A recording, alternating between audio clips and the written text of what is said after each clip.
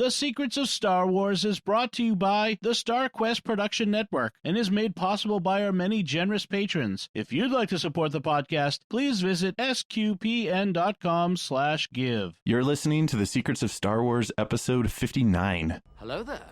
It's a power that Jedi have that lets them control people and make things float. Impressive. Every word in that sentence was wrong. Help me, Obi-Wan Kenobi. You're my only hope. This station is now the ultimate power in the universe. I find your lack of faith disturbing. It's against my programming to impersonate a deity. That's not how the Force works. Force is with me, and I am with the Force, and I fear nothing. Remember, the Force will be with you, always. Hey everyone, I'm Father Andrew Kinstetter, aka Father Fett, and you're listening to The Secrets of Star Wars, where we talk about everything connected to that galaxy far, far away, including all the deeper themes and meanings.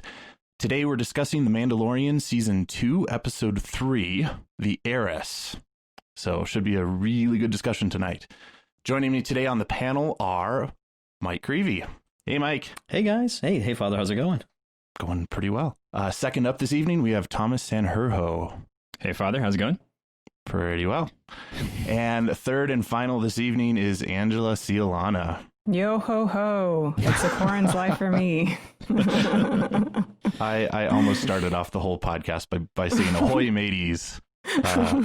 Yeah, I love the fact that this particular episode, like, we went from a Western theme to like a Pirates of the Caribbean theme, which was super fun. Davy Jones all the way. The Quarrens as lobster runners. That was just the best part. So much to talk about in this episode. There were some awesome reveals, and of course, I would like to throw it out to you guys first. So I'm sure you don't have much to say about this one at all. But what did you think of this episode? If it's okay if I just mention, because I missed last week, I listened to the show, I loved it, and I'm there like talking, like I'm having a conversation with you guys as I'm listening to it, because I just wanted to clarify one thing about the spiders. Very briefly, I think like remembering back to like repressed childhood terrors, I think the thing that did it, that really sent me over the edge with spiders, was that scene, if you ever saw the movie version of Something Wicked This Way Comes, when the tarantulas come to like into the bedroom. I think that did it. I think that was the end. And I haven't seen it in years, and I'm sure it was like a cheesy 80s kind of effect or something like that. But that pretty much wrecked me forever. So I handled this last episode fairly well, all things considered. But at any rate, with this one, I loved it. I did suspect as soon as I saw the title, which I don't know about you guys, I'm really glad that they're not putting the titles on it where you see it on Disney Plus, so it keeps a little mystery. I really think as soon as I saw the title, I was like, oh my gosh, this is Bo-Katan. Like, this is finally, we've heard these rumors, and but I didn't know obviously exactly how that was going to go about, so it was just a lot of fun. Although I did agree with some of the people that were a little critical, I think, from the trailer, when you had seen some of these scenes of possibly it being a little too earthy. Now, I didn't mind it because I loved it, but I mean, like the sweater that the guy at the dock is wearing, like it's just a flat out like wool, like Nantucket, like there's like nothing Star Warsy about it at all. But for some reason, I really enjoyed that, and like, why are squid people in waders? Like, so anyway, but it was just, I like the setting was just a little different though, and I did enjoy that, so I love this one. Yeah, as Amy said in our Facebook discussion group, she pointed out the sweaters were like her favorite part, and I was like, there's so many sweaters on these like cold-blooded like animals or aliens or whatever. Anyways, I got spoiled. I won't beat a dead horse, but Dom, thanks a lot. It's Dom's fault. It's Dom's fault.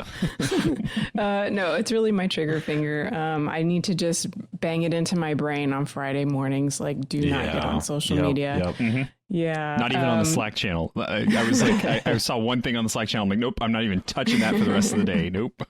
Yeah. So like, when I was watching this episode, I knew what the two big like names that were going to be revealed. And, we had already kind of, we were expecting it in a way, like we were hearing all the rumors and, but, this episode, I was just like, I was watching YouTube reactions to like see what other people were feeling so that I could sort of feel through them, like the excitement of seeing Bo-Katan. But it was still a very fun episode for sure. So big kudos to Bryce Dallas Howard. Mm-hmm. Yeah. I thought the turn that everything took was really great. And I think it's summed up in that one scene where Bo-Katan turns around to the Mandalorian and says, "This is the way." And the level of snark in there is just supreme. And it feels like kind of the showrunners knew that this was going to be the moment where everybody was going to be like, wait a minute, we've been cheering for the wrong guy. Kind of like, so yeah, but which we'll get to, but that was definitely my feeling for this episode. Was that they did it really well. They pulled it off really well by bringing back a character that we all know and care about, and softening the blow of finding out kind of where we as the audience cheering for the Mandalorian now sit in the grander scheme of the Mandalorian story. What's awesome about it, though, is I'm rooting for both, of course. Right, right. Like, and actually, there's a cool analogy that I was thinking of as I'll share as we kind of go through it. But definitely, I for some reason was not expecting Bo-Katan until like it happened. I was, for some reason in my mind, the things that stuck out for the rumors was Ahsoka, like, the big one.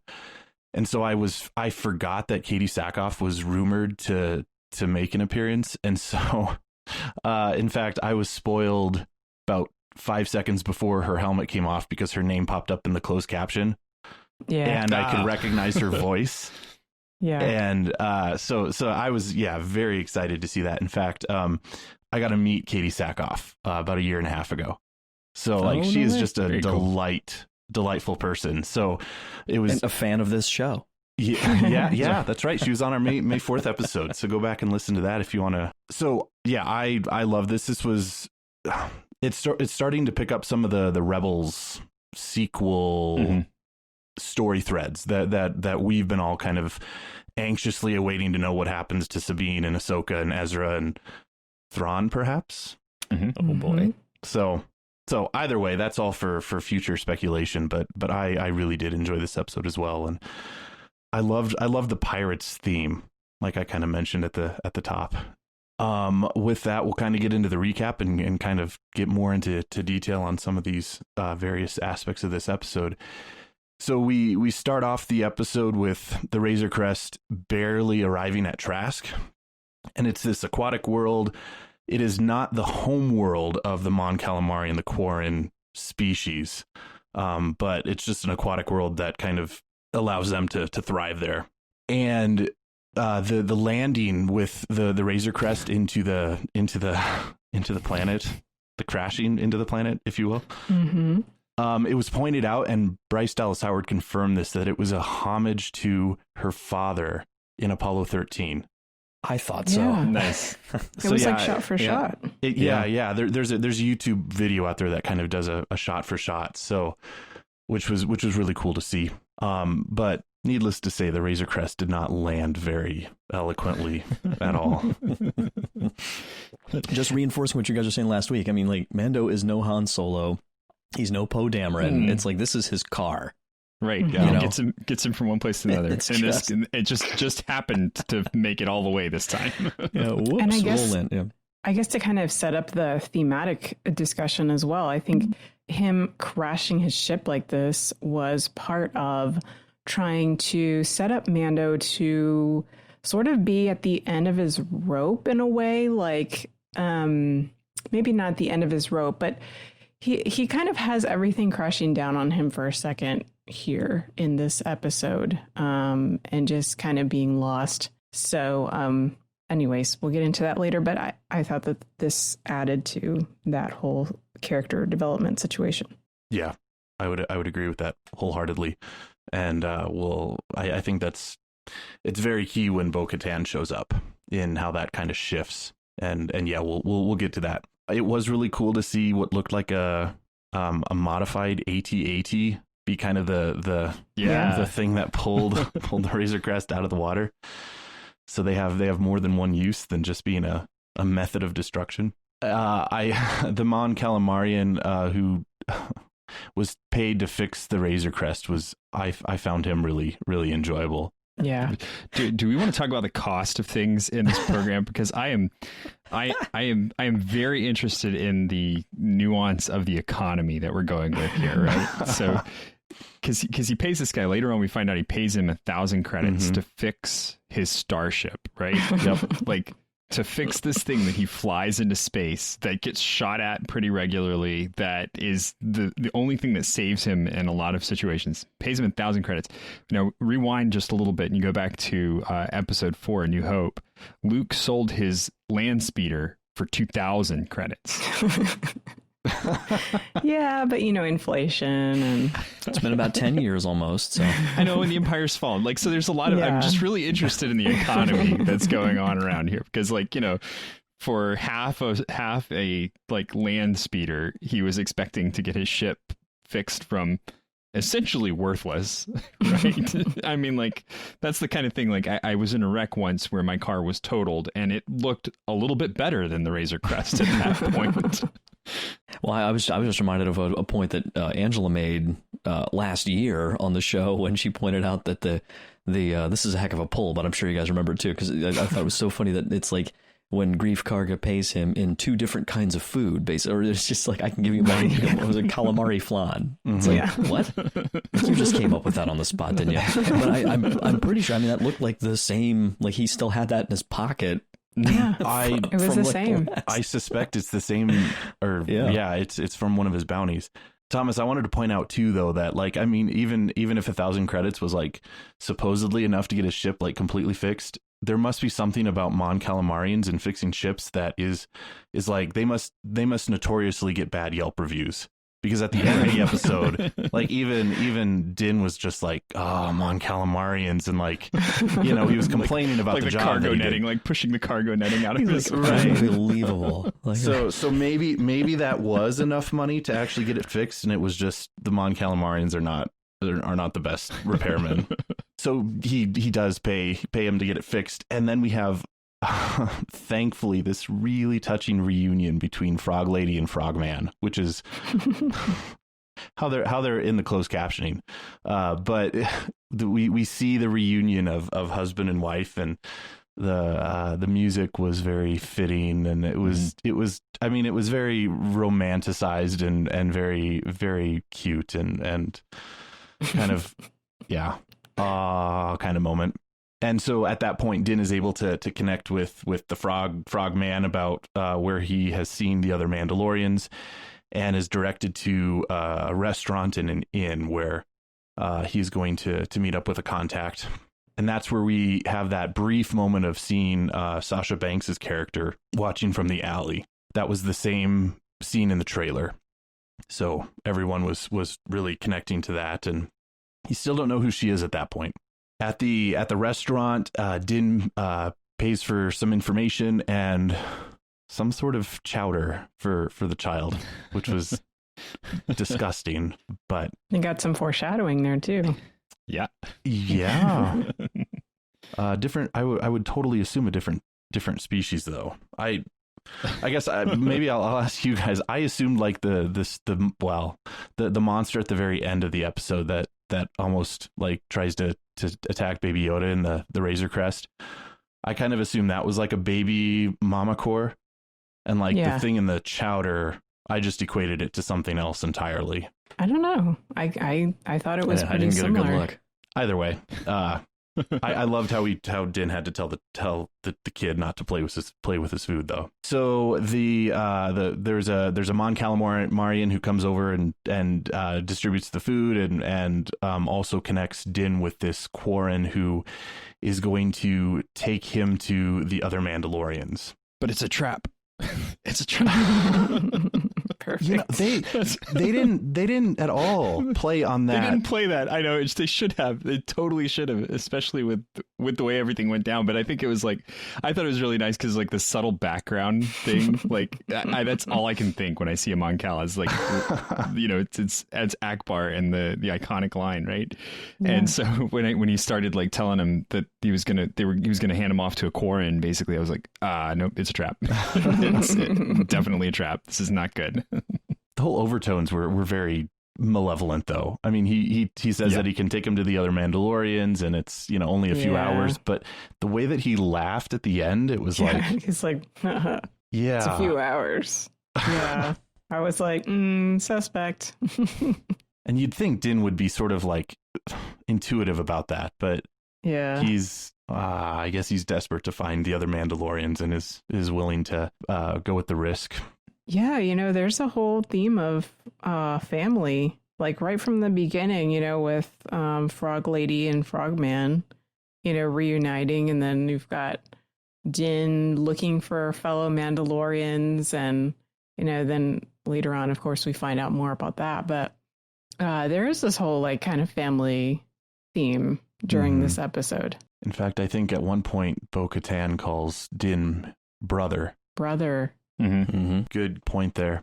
That's coming up pretty quick because the next scene is on the ship. Total Jolly Roger kind of Black Pearl feel of this fishing ship. Music. Yeah. And so it picks up and Din and the child are kind of watching the sea go by, and the Quarren invites them to watch them feed this mama core. And he's quite insistent that they watch this I can't believe Mando fell for that. Yeah. Come on, take a look.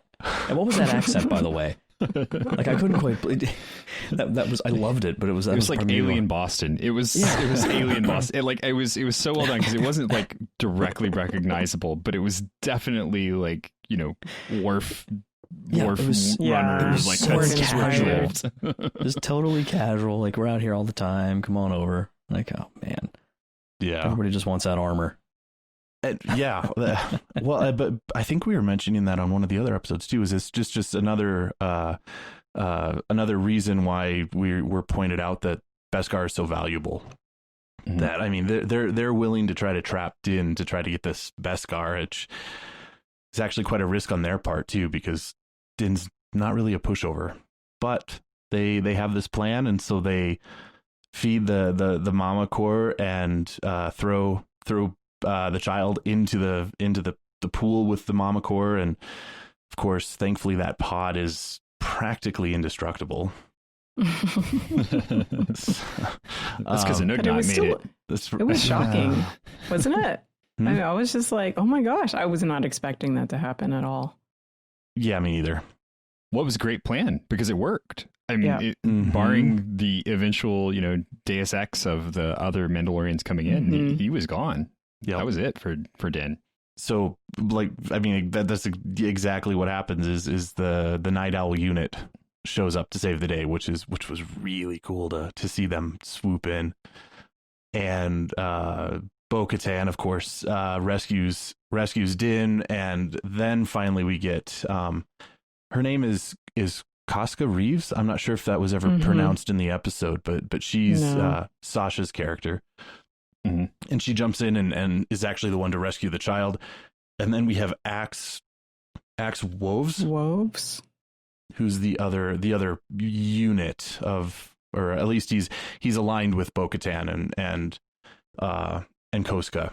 And so we have this interaction with them, which is this is kind of some of the lore that was exciting to get, the Mandalorian lore, which was great because we finally kind of get an explanation on why Din doesn't remove his helmet and why Bo-Katan and all the other Mandalorians seem to have no problem removing their helmets.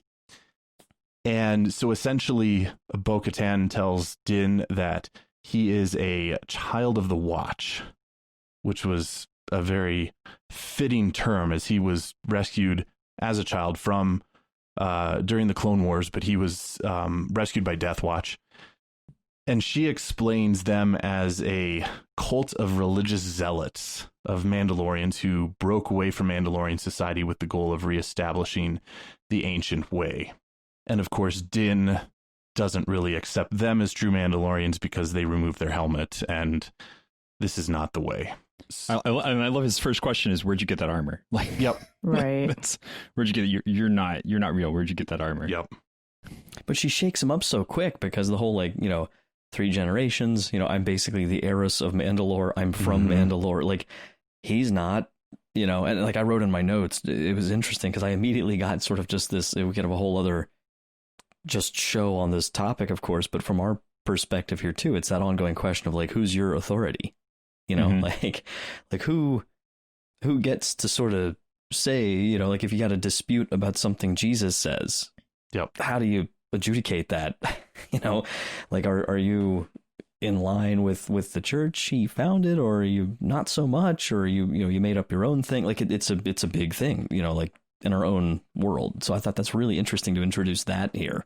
Well, and then we don't get the time to see the fallout on him from this, right? Because the rest of the episode is kind of fast-paced, action-packed, and he's focused on 2 things, helping them and then getting the child to safety. Those are the 2 things that he really has a need for here. And he doesn't have time to kind of absorb that information and to really process it. So I'm intrigued to see if that's something that we get over the next couple of episodes. I want to say that it was sort of resolved. I think they're gonna have to delve more into that. But there was a couple things that I made note of is that, and this is a bit jumping ahead, but at the end of the episode, when Bo-Katan tells Din, "This is the way," and he responds with, "This is the way." She's more sincere that time too. Right. And I sort of took that as Din recognizing them as Mandalorians and accepting them, because earlier in the episode when she kind of snarkily says this is the way, he doesn't respond. Right.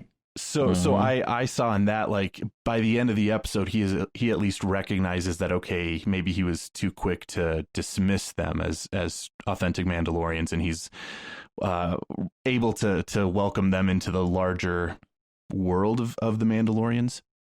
The other point that I wanted to make at this point in the episode, and Mike, you touched on it, but I was definitely thinking of, for example, different monastic traditions in the Catholic Church, whereas like different communities have different charisms, but they still have one Lord. So like, you have some who take a vow of silence and poverty and live completely secluded, and they act completely different than like, Benedictines or Jesuits who are more in the world and are able to interact with people. And yet, even though they have 2 very different rules of life, they're both still part of the Catholic Church at large, and just follow the one way, if you will, of Jesus Christ. So that was how I was rationalizing this in my head. Like the Child of the Watch would be more of like just kind of the more traditionalists, if you will, and then but not that they're excluded from or shunned from the larger Mandalorian community. Although Bo-Katan seems to have some sort of reservations about the Children of the Dead or Children of the Watch, but I imagine that's because she broke away from Death Watch back in in the Clone Wars. What I was going to say is, I like your analogy, but at the same time, I think it's made pretty clear that Children of the Watch are really like zealots, like a cult kind of situation because of, number one, the helmet thing. Bo-Katan is sort of like, oh yeah, you're doing that kind of thing. That's pretty useless stuff. But then also what Din is explaining that he believes about Mandalore, the planet, and how everyone dies who goes there. That's the kind of thing that someone in a cult is told so that you stay away from the actual origin of your, faith or whatever, so that you don't learn what's actually true, like what is actually the case. So, I mean, that's how I interpreted it anyway. So, yeah, to me, that was there's definitely some parallels, you know, with different religious groups, you know, that we see today. But I think ultimately they were trying to kind of set him up as being a member of a cult that has some unhealthy practices or beliefs that are sort of like, I mean, you know, if you look back in the series, you can see how like Din might have benefited from, for example, taking off his helmet, like in certain situations, and really forming relationships with people. I'm thinking especially about the last Bryce Dallas Howard episode that we got in season 1, where he seemed to have some kind of personal connection that he made with, I forget the character's name, but the mother. And, you know, you could sort of see that tension that was going on between them. That was maybe romantic. I don't know. But I think, you know, that's the whole helmet and this is the way and I'm on a quest and all of that sort of has kept him from maybe some personal development things that are needing to go on in his life. And so I think that's what we're going to be seeing next. I'm sort of seeing this as like in the Joseph Campbell hero's journey situation where he's kind of rejecting, you know, one kind of part of who he really is. And so he's thinking that he's going the right way. But I think right now we're going to see him meeting up with Ahsoka, and she's going to be sort of that mentor that's going to kind of walk him through, you know, who are you really and why are you doing this? Because she understands, you know, she understands all of that sort of cult and being part of a group and following their rules and that kind of thing. So anyways, that's kind of where my mind is at right now with him and being a member of the Children of the Watch. You can go your own way instead of this is the way. Yeah. Yeah. Or what is the way? Like, what does it really mean? You know, besides just the code that you've been taught. I think that's a very insightful way to look at this. I think I'm just a bit biased towards Din, and I've drank the Kool-Aid, so to speak. I think it was a good episode to, like, you know, ease us into this concept of well, maybe Din's group is not the right group, and maybe they're not so great for him. And as cool as it is, there are some problems with it, right? Yep. Yeah. Well, and we've at least on the surface of it. Oh, go ahead. Sorry. I was just going to say that we've spent a whole season with him and have grown to, like, you know, kind of identify with him. So to have this thrown at us in season 2. Yeah, I think is really good. But there's perhaps we're relating a little too much to Din and don't want to kind of see him as being wrong in this situation. But that's part of any growth of any character is to recognize your own faults and misconceptions and acknowledge them and find the truth and grow from it. Well, I was just thinking that what's kind of funny though is by the same token, just from what you see in the show, doesn't seem to be a whole lot of difference in behavior between the Mandalorians he was with and these guys, you know. And in fact, it was so funny because he, you know, for a good portion of this episode, it's like he almost seemed completely superfluous. Like they didn't really need him, you know, for most of that fight. And I was just like, what's so extreme? I was like, I know Death Watch, and, you know, but these guys are a little different. The armor seemed cool. I don't know. So I'm sure we'll get more of that as we go. Yeah. You know, but I remember vaguely somebody had mentioned speculation the first season that, you know, Emily Swallow's armor character, like wasn't exactly as distinct as in the last season of Clone Wars, but as far as the Mandalorians that were serving Maul, but, you know, she has those little like spikes on her helmet. And I know there was speculation about, like, is this still a little loyalty to Maul as Mandalore thing or something weird like that? But I'm not sure about that. But there's definitely rival groups, you know, some civil war if nothing else. I was just going to mention that the only two major kind of conflicts that I found between Bo-Katan and her group, the Night Owls and Din, was the helmet and the Night Owls' focus on trying to retake Mandalore, and Din was not interested in that at all. I fully expect that he will be brought into that bigger conflict. Yeah, I think so. And I think that even just speaks to the growth of his character and the growth of the story, and even what we were talking about last season with his encounter with the child. brought him into a story that was bigger than himself. Mm-hmm. I think the same sort of thing is going to play out where, yeah, he's kind of focused on his own personal mission, but I fully expect when he encounters Ahsoka, and he will be brought into that larger story of the Darksaber, Moff Gideon retaking Mandalore and playing a pivotal role in all of that and modeling that whole hero's journey sort of thing as well. I think, I mean, they're definitely setting up that Gideon is basically kind of made himself essentially Mandalore, you know, with the Darksaber and his whatever this purge was, we don't know about exactly yet, but yeah. Well, and I think also you go back to talking about the concept of like a cult and how individualistic and on his own he's been throughout the first season, and we're pulling him into this greater story as things are progressing. But part of the thing that you see here is that there is no difference between him and these three Mandalorians, except that he has this kind of obsession with holding this mask between him and the world, and that separates him and identifies him with a group. And once he takes it off, the expectation is that he's no longer part of that group. Whereas with these three, their identity is that, regardless of whether the helmet's on. They put the armor on because that's the way they go into battle. But they are Mandalorians, whether they're in their armor or not.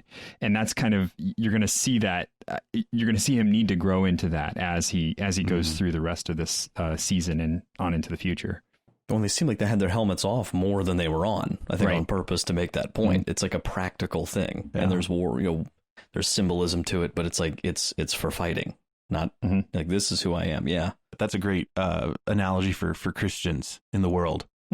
You know, that we're called to be the salt of the earth and the yeast in the world. And we're not identified by anything that we wear or certain clothing, or, we don't wear a mask that identifies us as Christians. We are Christians because that's who we are. And outwardly, there's nothing that distinguishes us from anybody else. So I was just going to throw that out there.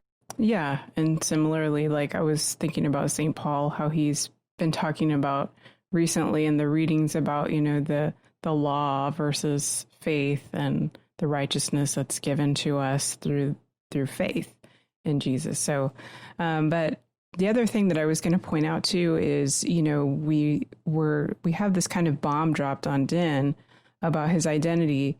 And at the same time, we had that scene where, do you remember in the first season, we kept seeing this flashback of him getting rescued by Death Watch, and it's sort of like a Mandalorian reaching out and getting him. And we had that same kind of shot with this episode where he's in that sort of pit with the Mama Core, and then Bo-Katan is reaching her hand out to grab him and pull him out. I think that's cool. I didn't notice that. Yeah, nice. I think that's cinematically, that's trying to make those poetic callbacks to, who are you really, Din Djarin, and this was sort of like maybe the beginning of his new identity, hopefully, that his rediscovery of who he is and his new family, perhaps. I think that's a fantastic insight as well. Angela, you just always have some of the greatest points, which is so cool to listen to. So thank you. Can I just say real quick, as a former Army officer, I really appreciated Sasha Banks's initiative there with just the child on it down in the, that's a good soldier. Yeah. It's like, not how do I do it? Like, no, kid needs safe, go. Like, oh, all right, great. And then blast, here he is. Just okay. As much as I want to be a Mandalorian, I don't think I'd make a good Mandalorian.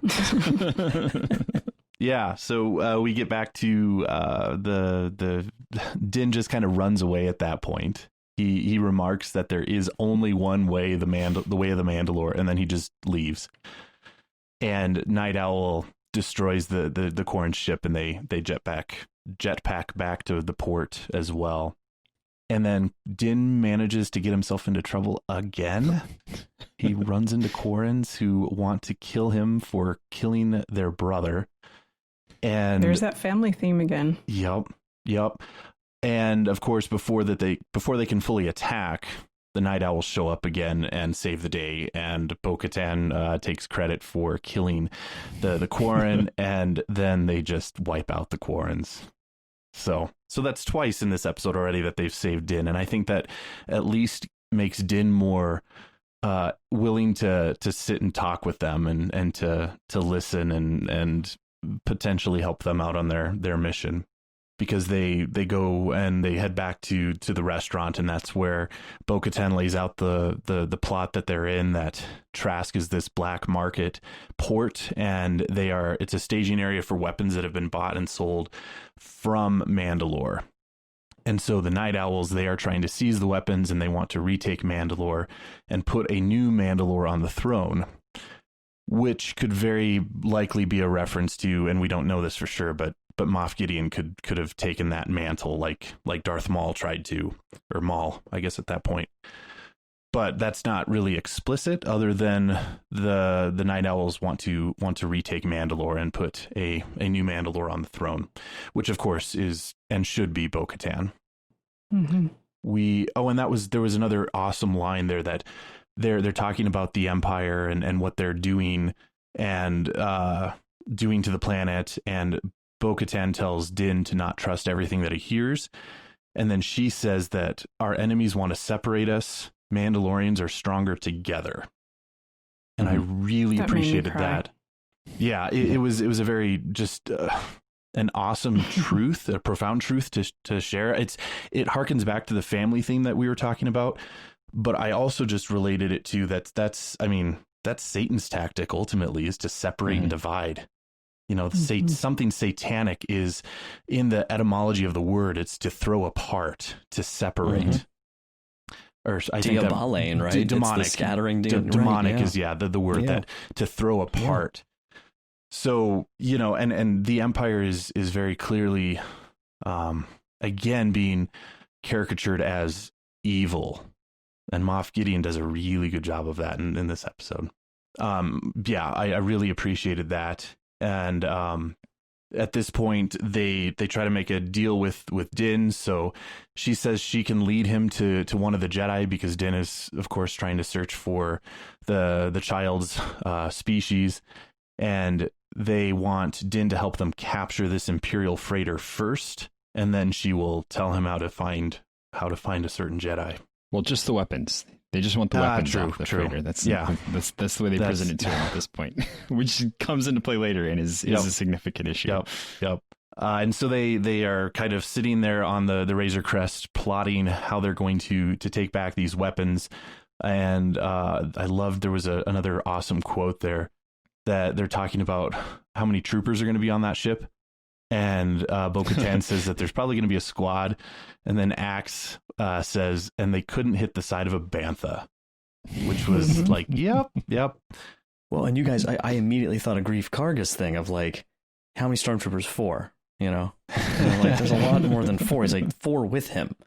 You know, and then they go in and there's a lot more than 4. It's like, what can I tell you? There's more than 4. It's like, this is an important question, okay? Like, Although much different outcome this time than with the Grief Karga issue. But also surgical. Like when they're trying to, jumping ahead, when they're trying to take the cockpit, those stormtroopers are pretty deadly accurate in hitting Din.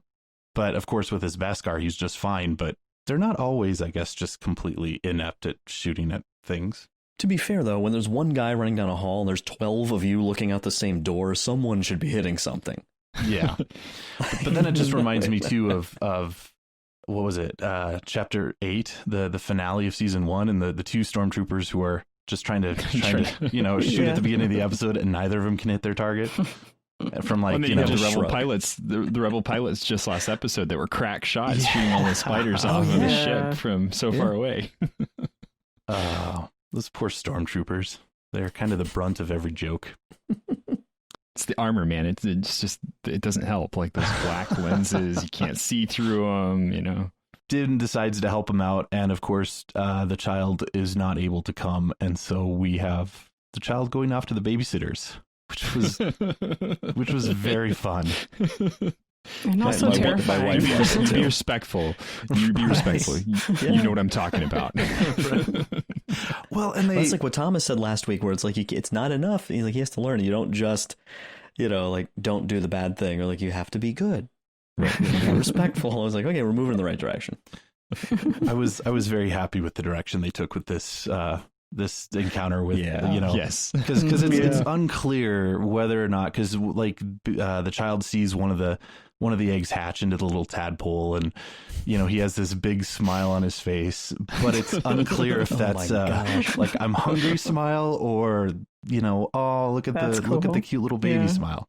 That was pure art. I love it. And when I watched it with my wife, she was just dying, because it's like, we just keep saying our 6-month-old's named Renata, and like every Baby Yoda thing now, it's like, that's just Renata. Like everything he does is like, I was like, oh my gosh, she's loving it. But like that they film it with him on the other side of the tank, so his face is so huge, and he's just and the music.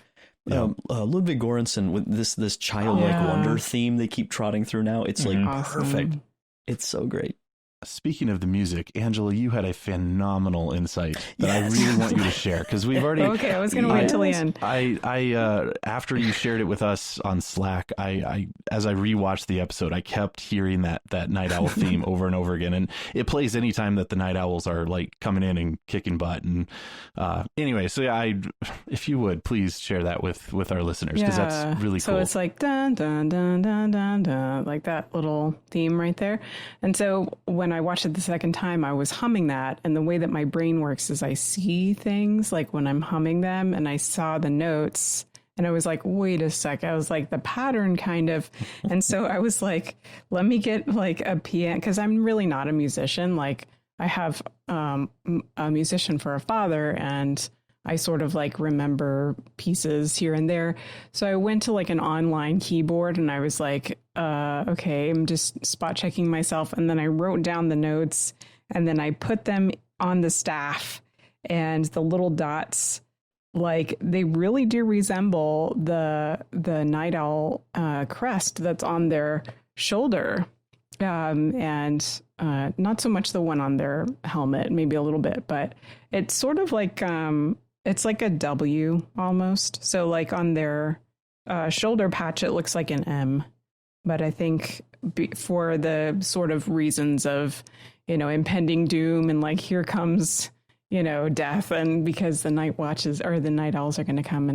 And but anyways, yeah, it was so cool that I had the pattern there, and I was like, wow, it looks like the symbol. And I tweeted at Ludwig Göransson. I don't think he's actually going to respond, but I was like, is this intentional?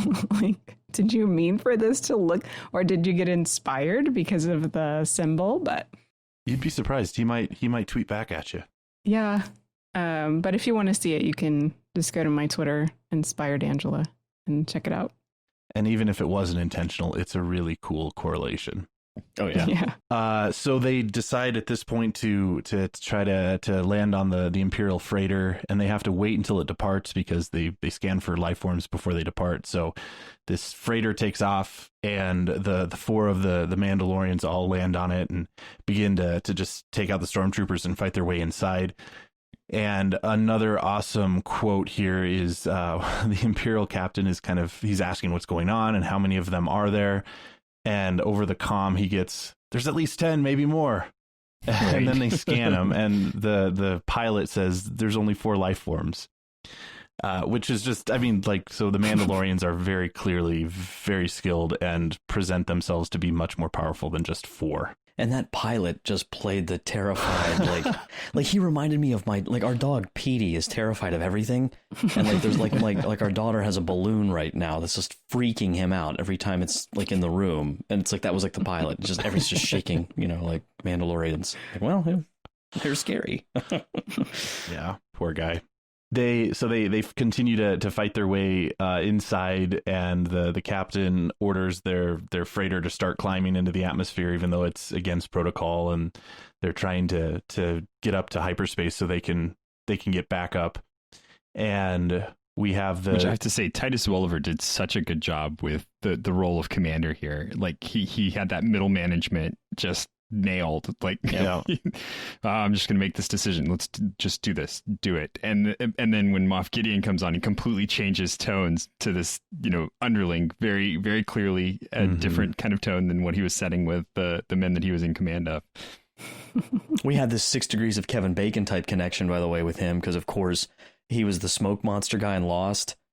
And then J.J. Abrams in episode 7 and high. So it's all connected. There's always some way around the Star Wars family in this case. I have to say though, the Imperials on this freighter were not very smart and competent at all. Incompetent. And why weren't they British?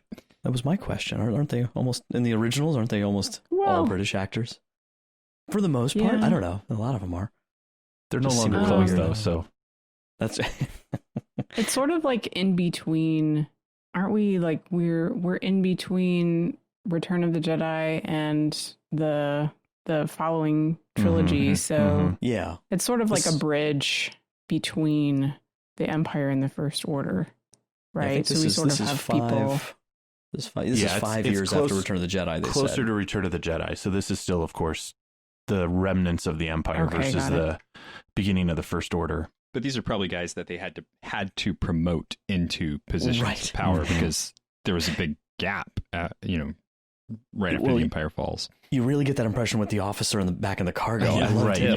Just immediately close the doors. Like he just trucks over. Which ones? All of them. All of them.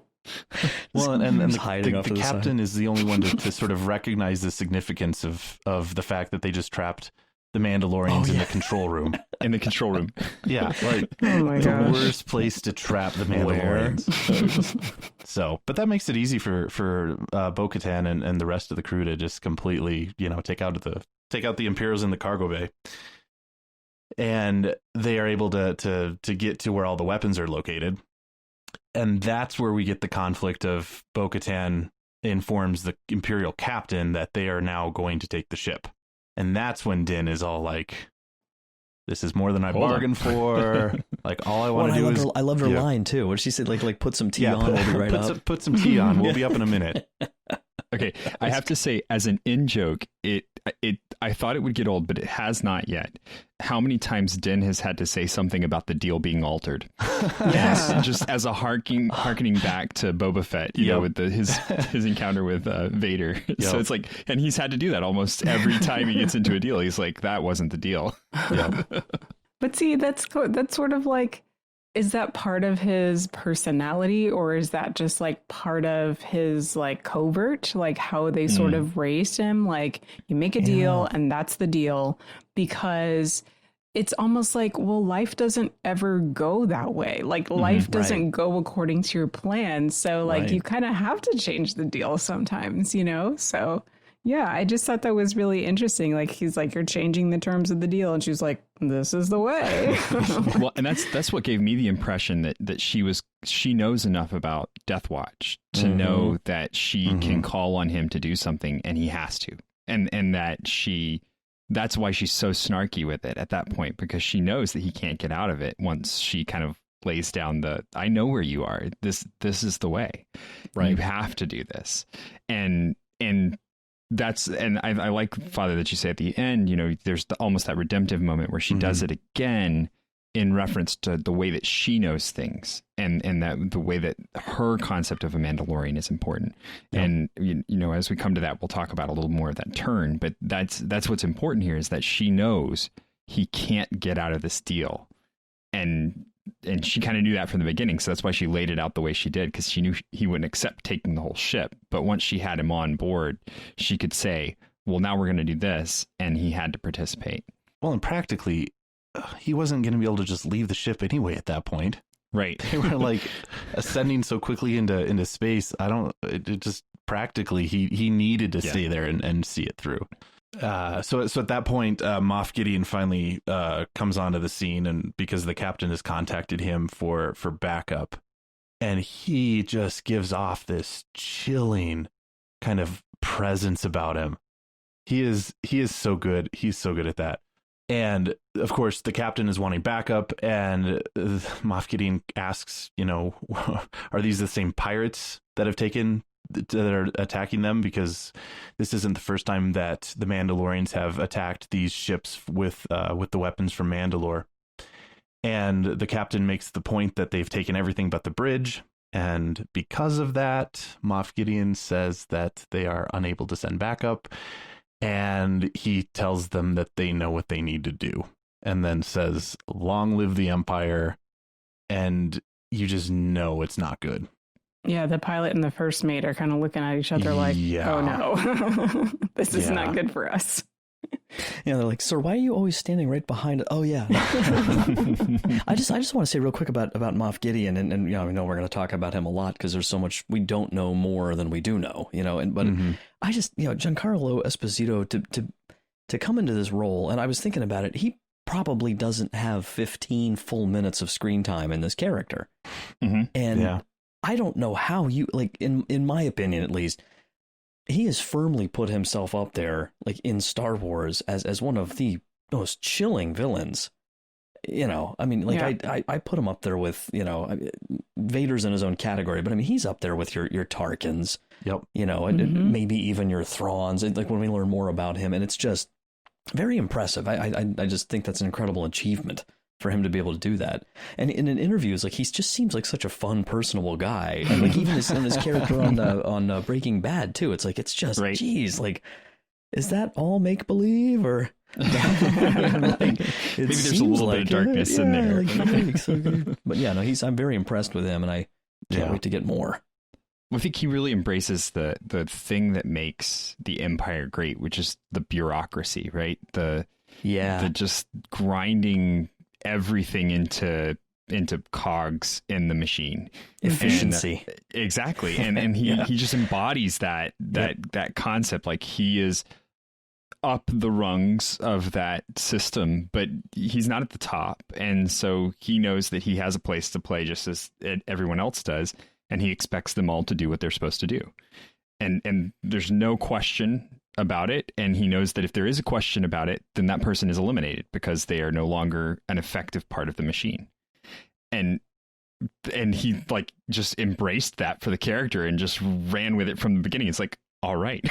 Well, and you don't even need to see him on screen for that to come. Like, even when the scout trooper is going to call back and he's like, "Hang on a second, he just killed someone for interrupting him." Right? Yeah. You know, like you don't even see it, and you're like, "Oh, okay, did he just say he killed a guy?" they're terrified of him.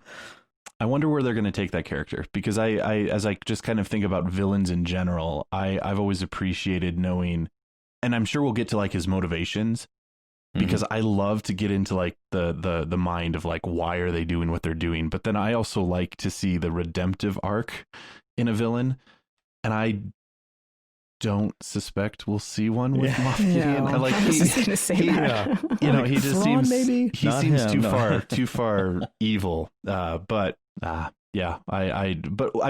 sure we will get into the motivations behind what he's doing, and you know, why he has the Darksaber and everything. But at least that kind of helps flesh out his character. But he's also Imperial, and so there's not really a whole lot that we need to know other than that he's... No, and I think that, you know, if any of you guys who read the Tarkin novel, the James Luceno novel, and I'm pretty sure that's canon. Yeah, it is. I see a lot.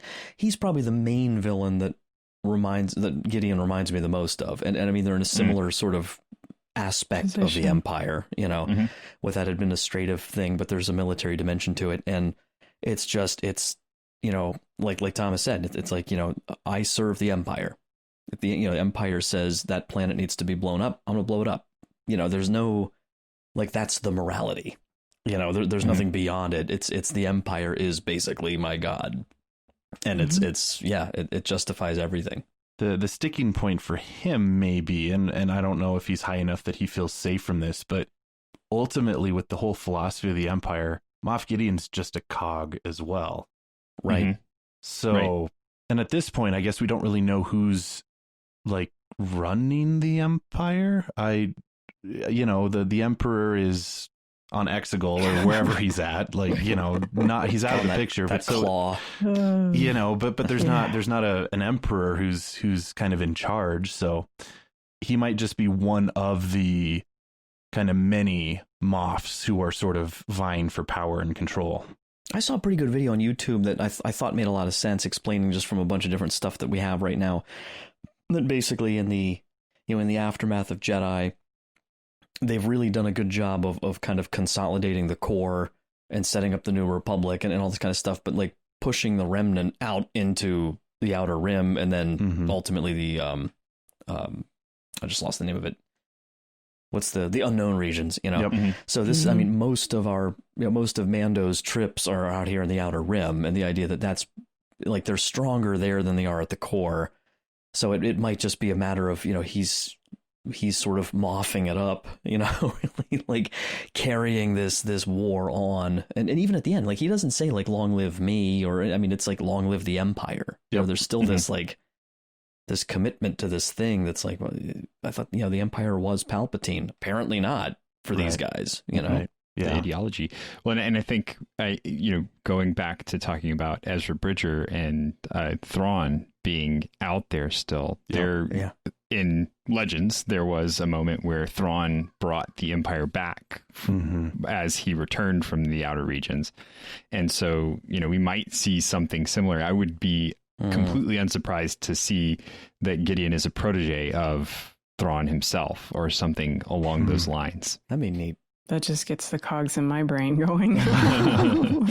Possibilities. Yeah. So I think this is opening up a lot. That's the one thing that I think we all agreed on, was that this episode opens up so many different avenues. Yeah. And it's not anything that we weren't expecting. It's just that now seeing it played out, it really broadens the horizon for the show. And I think it was very wise of Filoni and Jon Favreau to not do any of this really in the first season, but to keep the first season sort of just all about Din and the child. And it's not until and we're three episodes into season 2. Granted, with episode 1, we sort of got the Boba Fett tease, but it's not until midway through season 2 that we're even starting to finally have some of these doors open for us. So I think that was very wise on their part, because we're already invested in Din and his story. And I think they did sort of a similar thing with Rebels, in that Rebels was not the Clone Wars sequel, but Rebels was its own show, but then it just pulled in characters eventually from the Clone Wars. But you already had a caring for the family unit of Ezra and Kanan and Hera and the whole group. So I think they're doing a similar thing here. That way. Yep. Yeah. But it's just so cool to like see these characters like bridge the gap from animated into live action. So, well, do you guys know? I was going to ask about that, because Katie Sackhoff voiced this character since 2012, and did they? We know that there was not a firm plan to do live action and have her in it in 2020. Right? But did they design the character enough to look like her that it would be possible one day to do it? Because I was just, as soon as she took the helmet off, I was just like practically clapping. Great. I'm like, yes, it's Bo-Katan. There you go. It's her. It's so perfect. It's like it was always her, and I just love that. I think they tend to do that with the animation anyway, where they tend to model the face of the person who's speaking, just because it's easier that way to watch the way that they speak and then go and model it to fit. Did they do that for Favreau and Pre Vizsla? Because I have to go back and look more closely now, because I wonder, that makes a lot of sense. But like, I mean, he doesn't have the same body type, but that'll be neat to. I have to go back and look at that. The facial motions, what you want to watch for is the way that the face moves while they're speaking. Right. And then, I mean, if we do see a live action Ahsoka, I think that one will be. It's not. I don't think it's going to be Ashley Eckstein, but that would be the biggest twist ever. Oh, that would be so cool. But I don't. Well, or they're keeping that really close. Rosario Dawson's just like doing interference the whole time for that. Just having a blast. So yeah, I think the rest of the season is going to be super, super exciting. So I look forward to the next 4 episodes or next 5 episodes. So back to this Imperial freighter, though, the captain does take out both the pilots, and then he launches the freighter into a dive to crash it into the planet's surface. And so Din and the Night Owls have to do their best to take over the cockpit before that happens. And that's where Din finally proves his worth to the group. Right.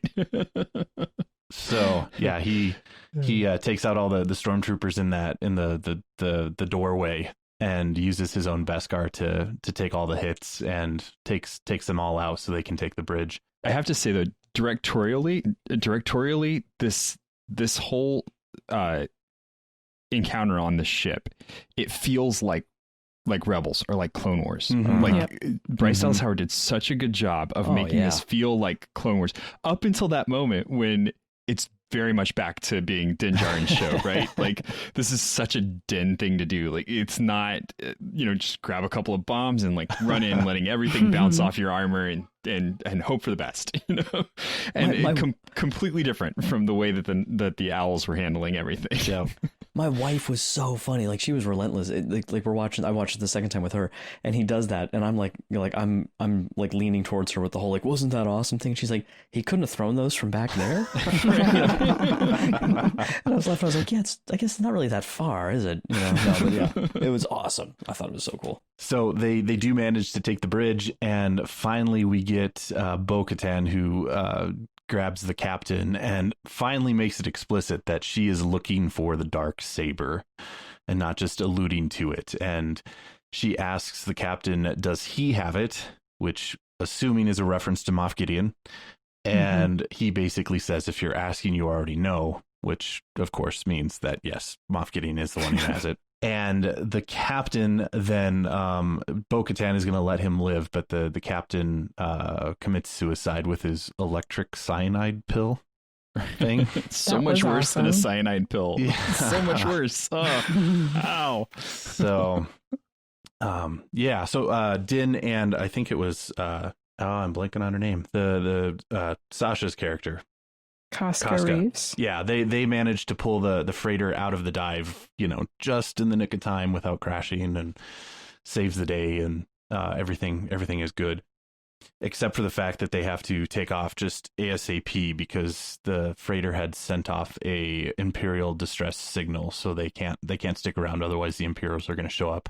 And then we have the good moment between Bo-Katan and Din, who Bo-Katan says that basically there's a standing offer for him to join the Night Owls in their crusade to take back Mandalore. And she tells him to take the child to the city of Caladan on the forest planet of Corvus. I looked these up and they are not referenced anywhere at all. So this is again completely new territory. But then we have the awesome name drop. There you will find Ahsoka Tano. So the moment we sort of all knew was coming, and yeah, cheers from all the crowd from us. And she tells him to tell Ahsoka that he was sent by Bo-Katan, and she will help him. And then she thanks him. Your bravery will not be forgotten. And that's when she says sincerely, "This is the way," and he responds in turn.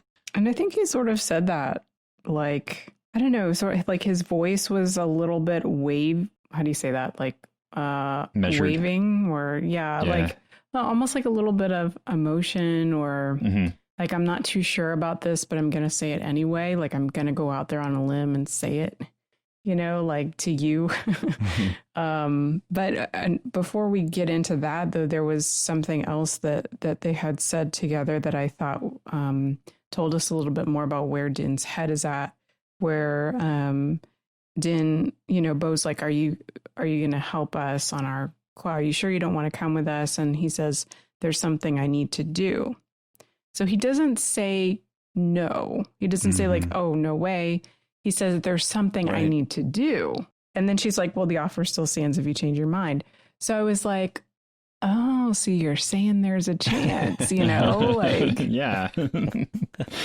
Well, I think one of the things that you'll hear often, and I think the thing that The Mandalorian got a lot of praise for in the first season, was that it was separate from the mainline story, right? It didn't tie into the mainline story. And I think the flaw with that is in thinking about the mainline story as not all encompassing, right? That the story of the Empire taking over the galaxy is the story of Star Wars. It is all encompassing. And while it's really cool to see kind of these sidetracks of how things work, you can still throw in the main storyline, and any character who becomes significant enough that the Force is going to move them toward heroism, they're going to move into that storyline. It's going to happen.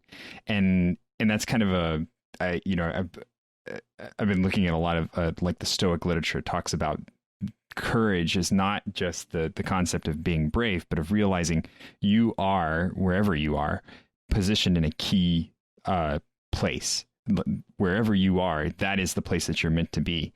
And to embrace that, to move forward with it, and that you will be part of big things just by the nature of being comfortable that you are where you're supposed to be. Even if it's, washing dishes, that's still the important place that you are meant to be. Yeah.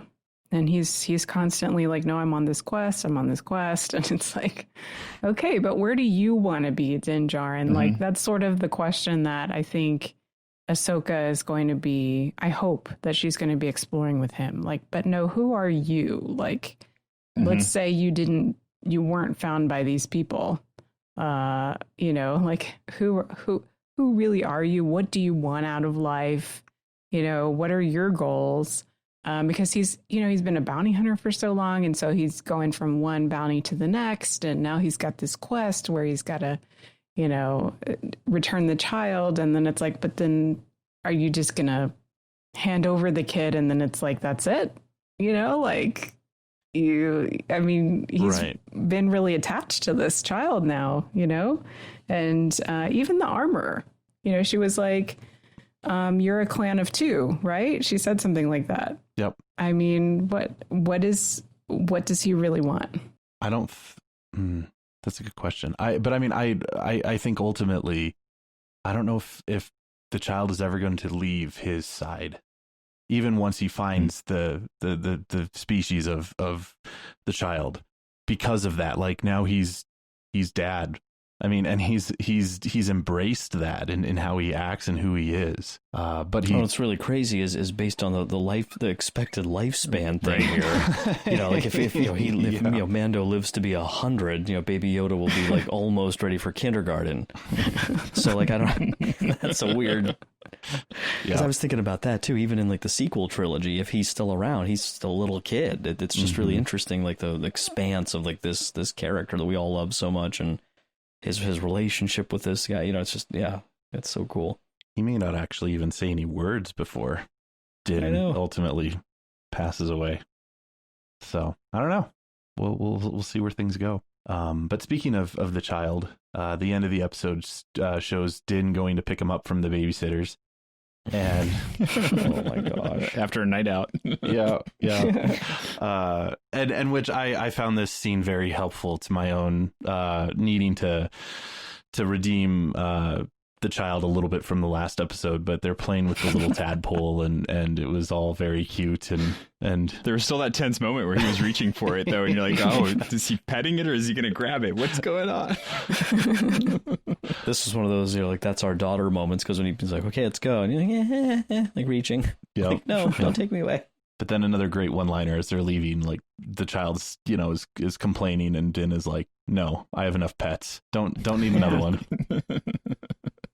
So they get back to the Razor Crest, and that's where we find out that he paid 1,000 credits for this Mon Calamarian to barely get the ship operational and leave it sort of in a flyable state, but not a good state. And they take off and leave Trask. But before they take off, Father, I love how he just doesn't even say anything. He just holds the data pad out for the signature. Yeah. Sign just look at him. Just a repairman. So they take off, and then there's that little baby mammacore squid thing that is going to attack the child, and Din catches it and kills it. And I loved how the child just sits there and giggles through the whole thing. And then, of course, the child eats it. So he's gonna eat just about everything. And there's like parts like dropping off the ship as they fly away. I have to say that would just, that would bug me. It fits Mando. It fits him and his personality. But like my car I keep pretty clean and like up, and maintenance and everything, and like it would just drive me nuts. Like, yeah, he goes into hyperspace and it's like his bumper kind of goes flying off in his face. Like, he's that bounty hunter that has the gun is pristine and every single part of that gun is perfect, but the car that he gets into, you're like, what happened? Yeah. So that episode was like 35 minutes, which was just absolutely nuts how much stuff was packed into that. So there's like we mentioned, there's so many opportunities for them where they're going to go from here, but perhaps Ahsoka next week. Is it a operable time here for me to optimal? I meant to say time for her to just share quick some of my math. Yes. Yep. Just go for it. Because I was looking it up earlier because we were wondering about ages and stuff here, and so we don't know exactly how old Bo-Katan is, but her first appearance was in 2012 in the Clone Wars episode Friend in Need, and that's 20 BBY before and the then Battle of Shattered, Yavin. where we saw her. Yeah, right. And then in this last season of Clone Wars they did in February 2020, where we see her with Ahsoka as they mop up the whole mall thing. That's like 19 BBY. So there's like, and again, because that's a tight timeline with Clone Wars and like the Revenge of the Sith timeline. And then we have her appearance in Heroes of Mandalore and Rebels when she gets the Darksaber is it doesn't have an exact date, but it's at around 1 BBY, which lines up with the show. Mm-hmm. And then Mandalorian is 9 ABY. Yep. Mm-hmm. So we're talking about 10 years since she got the Darksaber, and we don't know how long since Moff Gideon got it. So I'm guessing that somewhere, this purge of Mandalore happened somewhere in the original trilogy timeline. We just didn't have it discussed. So it'll be interesting to see how they kind of lay that all out. But I don't know how old that makes. I think Katie Sackhoff was only like 40. Yep. Roughly. But her character wasn't 10, so I'm guessing her character is probably supposed to be, late 40s at this point, and Ahsoka's probably like early to mid 40s from what I was seeing. So that lines up with the actresses, at least their, general look and stuff. So that's what I was able to find. Sounds good to me. Because I was wondering the same thing, and that was the first thing my wife asked is like, wait, she was in Clone Wars. How is she, Yeah, it's like 28 years ago. So like if she's like 18 or if she's around Ahsoka's age or late teens, early 20s or something, that would work. Yeah, I mean, look at how much Sabine did when she was like a teenager, working for the Empire, right? So, yeah, very capable, these women. Yeah, and it fits with the age of Din Djarin too.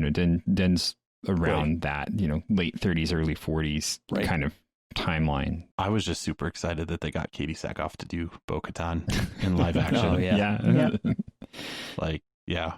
And she does fit the age, more or less. So, and one of the other completely random things that I wanted to point out is, have you noticed that none of them have helmet hair? Well, Sasha Banks's character had this cool braid thing going on, so that was very helmet friendly. when Din Djarin pulls his helmet off in the finale of season 1, his hair's all messed up, but those night owls, man, it's impressive. This is the way. I think it's because they take their helmets off so much. No, that's what it really means. This is the way to do your hair. No, but one cool thing that I found out on I guess I don't know how to pronounce his last name, Simon Cassianides, and the Axe Woves actor. Oh, yeah. On his Instagram, and I posted this in our Slack, but apparently his character name was actually made up by George Lucas when George visited the set of the Mandalorian.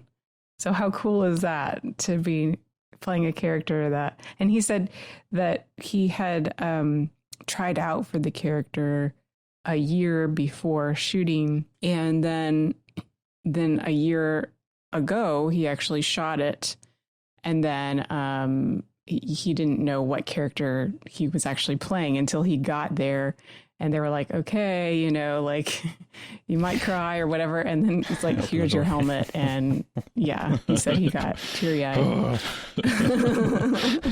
That would be really exciting.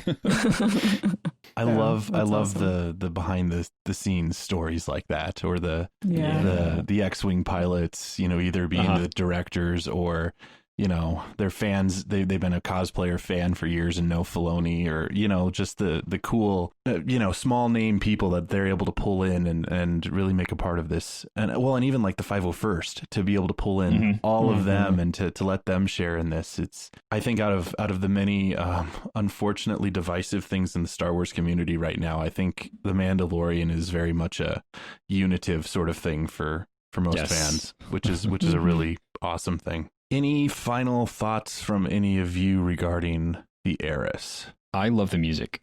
Yeah. I have been, I was kind of worried that the first season was going to be a fluke with the amount of just beautiful, thematic, relevant, and, clearly made music that was thrown into all of the different characters. Like each one had their own theme, but then on top of that, each episode had its own series of themes going on, and the season just has not disappointed at all in that regard. Every single one has had at that moment when they're when the frog people meet back up with each other, and that kind of calm romantic theme that just plays in the background of that was so good. It just really fit the tone of what was happening, and gave you a breath in the middle of all the craziness that's going on with Mandalorian at this point. Mm-hmm. Yeah, one thing that I love too about what Ludwig Göransson has been doing is combining sort of the old kind of tribal feel with the electronic, new sounds, which is so, it's new for us, like in Star Wars, really, because Star Wars is typically so classical. And besides my little discovery with the notation and the symbol and everything, just the Night Owl's theme, what I love about what he did, and you go back and you listen to that, is he's using like a bass guitar, electric bass guitar, and then there's like these crazy like electronic sounds that almost kind of sound like a siren going off, or like, I sort of thought of it like if an owl had like an electronic hoot, like it sort of is like that. And so, yeah, I just I love what he's been doing with this. If you think about all the different kinds of cultures of the aliens that we've seen, and he brings all of those sounds and feels together into one show, and everything feels cohesive and everything also feels Star Wars. It is just amazing. I love that moment in gallery where we get to see his wall of all of the different pedals that he's just strung together to make those like weird electronic noises. And then it looks like he's on the Millennium Falcon. It really does. Like, how could it not be Star Wars, right? Yeah. I only had one other random thought. I was very happy that we got to see the outcome of Frog Lady and Frog Man and their family. I was sort of expecting like we would have just dropped her off and met Frogman because he was the one who had the information, but to be able to see them actually hatch their little tadpole was a fun thing that I wasn't expecting, that I was very happy that we were able to see that family unit sort of survive and thrive in this hostile post-Empire world. That's such a wholesome priestly thought, Father. I can't help it. It's part of my nature. So well, and then they got to babysit the child too. Right. On top of that, Right. Okay, well, I think that is it from all of us. So listeners, of course, what did you think of the Heiress? Definitely let us know what you thought, and you can email us or comment on our Facebook page or Twitter page to let us know what you thought. You can email us feedback at starwars@sqpn.com, and you can find StarQuest on Facebook at facebook.com/StarQuestMedia and on Twitter at SQPN. And now, of course, we'd like to take a moment to thank our patrons who make it possible for us to create the Secrets of Star Wars, including this week, Anthony S., Brian S., Dean K., Benjamin D., and Cynthia T. Their generous donations at sqpn.com/give make it possible for us to continue the Secrets of Star Wars and all the shows that we produce here at StarQuest. And you can join them by visiting sqpn.com/give. Also, of course, be sure to subscribe to the show in your favorite podcast player, whether that's Apple Podcasts, Google Podcasts, Stitcher, or any of the other podcast players out there. You can also find us on YouTube. Just search for the SQPN YouTube channel and be sure to click the bell to get notifications for new episodes. And you can find all previous episodes of The Secrets of Star Wars by visiting sqpn.com/Star Wars. And so we will be back next week when we will be discussing the 4th episode of Season 2 of The Mandalorian. And so until then, Mike Creevy, thank you for joining me and sharing the secrets of Star Wars. Thanks so much. Love it. Thomas Sanjurjo, thanks for joining us this evening. It was nice to be here. And Angela Cialana, thank you as well for joining us. 'Twas a pleasure. And once again, I'm Father Andrew Kinstetter. Thank you for listening to The Secrets of Star Wars on StarQuest.